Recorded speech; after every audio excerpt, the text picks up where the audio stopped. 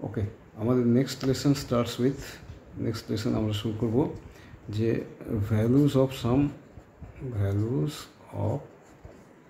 সাম trigonometric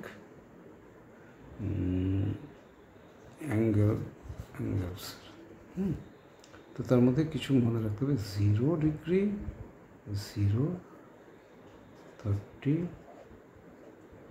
45,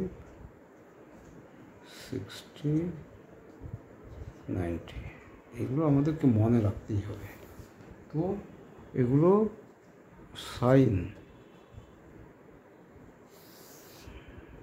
আমি আগে একটা লেসনে এগুলো করিয়েছি, এটা দেখে নিও। আর এটাতে আমি পুরোটা লিখবো না, আরেকবার বলে দিচ্ছি। সাইন, কস, ট্যান, হলো। সাইন 0, এখান থেকে এই একটা লাইন মনে রাখলে বাকি সব মনে হবে। 0, 30, 45, 60, 90, 0, হাফ, 1/√2, √3/2, 1। শুধু সাইনের মনে রাখবে কি, 0, 0, 30, হাফ, 45, 1/√2, 60, √3/2, 91। কসটা হবে ঠিক উল্টো দিক থেকে আমরা শুরু করবো। এটা এখানে আসবে, এটা এখানে আসবে, এটা এখানে থাকবে, এটা এখানে যাবে, এটা এখানে। তো তাহলে কী হবে, cos 0 1 হবে, cos 30 হবে √3/2, এইটা মাঝখানে আছে সুতরাং ওখানেই থেকে যাবে, এইটা এখানে আসবে 0। এবার ট্যানটা তোমরা বের করে নেবে, সাইন বাই কস, তার মানে 0/1 = 0, 1/2 by √3/2, 1/2 into 2/√3 = √3, 1/√2 by 1/√2, 1, √3/2 by half, √3/2 into 2/1, তার মানে √3/, এটা কী হলো, 1/2 by √3/2, 1/2 into 2/√3, এটা 1/√3, 1/√3, ঠিক আছে। এগুলো নিচে থেকে বের করতে, এটা হবে √3, এটা 1/0 আর নট ডিফাইন্ড, 1 কোনো জিনিসকে 0 দিয়ে ভাগ করে যাবে, নট ডিফাইন্ড।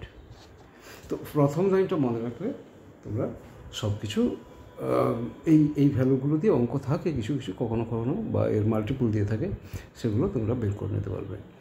আচ্ছা, তো আর একটা জিনিস করতে হবে আমাদেরকে, সেটা হচ্ছে যে একটা জিনিস করবো, সেটা হচ্ছে 90 + θ আর 90 - θ। এটাও বোধহয় আমি আগে করে দিয়েছি, তাও বলে দিই।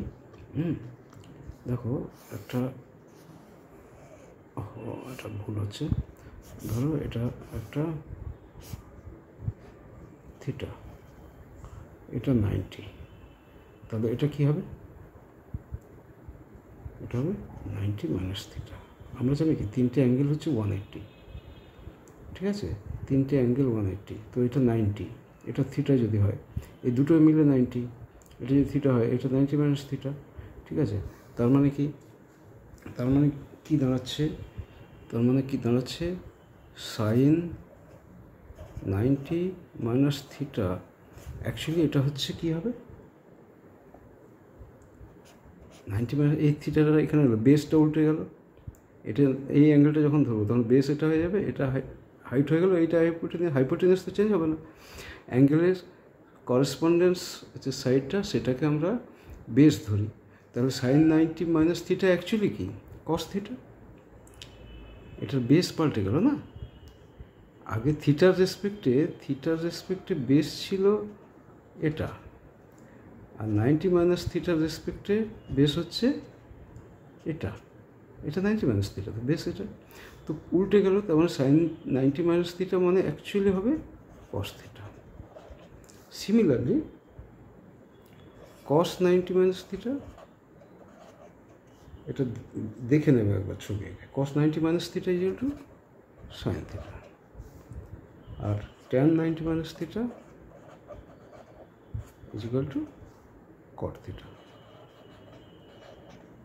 মানে ট্যান মানে কি, লম্ব বাই ভূমি, যে লম্ব ভূমি পাল্টে গেল যখন 90 - θ হলো, তো সেটা কট θ হবে, ভূমি বাই লম্ব হয়ে গেল, তাই না। তো এই হচ্ছে 90 - θ কনসেপ্ট। এবার 90 প্লাস থিটার কনসেপ্ট কী হবে? সাইন, চলো 90 প্লাস থিটার কী কনসেপ্ট হবে? 90 প্লাস থিটার কী কনসেপ্ট হবে না, সাইন 90 প্লাস থিটা কী হবে? 90 প্লাস থিটা এখানে এসে যাবে, এটা থিটা, হ্যাঁ, তো সাইন 90 প্লাস থিটা, এটা থিটা হলে এটা থিটা, তাহলে এটা হবে 90 মাইনাস থিটা, এটা থিটা হয়ে গেলে কী হবে? বেস হয়ে যাবে, এটা বেস, এটা হয়ে যাবে, এটা বেস হয়ে যাবে, এটা হাইট হয়ে যাবে এইচ, তাই না? বা পারপেন্ডিকুলার, এটা পারপেন্ডিকুলার হয়ে যাবে, ঠিক আছে? সেক্ষেত্রে কী হবে? সাইন 90 প্লাস থিটা কী হবে? সাইন 90 প্লাস থিটা হবে কস থিটা, পাল্টে গেল না? এটাও তাই হলো। আচ্ছা,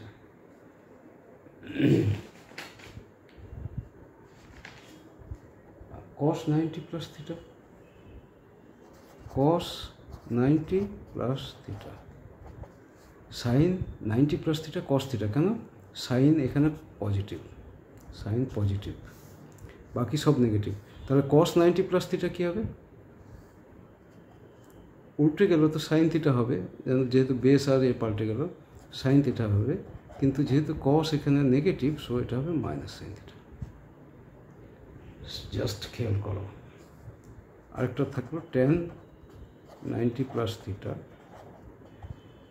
এটাও কট হয়ে যাবে, যেহেতু অ্যাঙ্গেল পাল্টে গেলো, বেস আর বেস আর পারপেন্ডিকুলার পাল্টে গেলো, এটাও কট থিটা হবে, কিন্তু সাইন কী হবে না, এটা সাইন ছাড়া, সাইন থিটা ছাড়া বাকি সবাই নেগেটিভ, তো হবে মাইনাস অফ কট থিটা। এইগুলো কিন্তু মনে রাখতে হবে খুব ভালো করে মনে রাখো।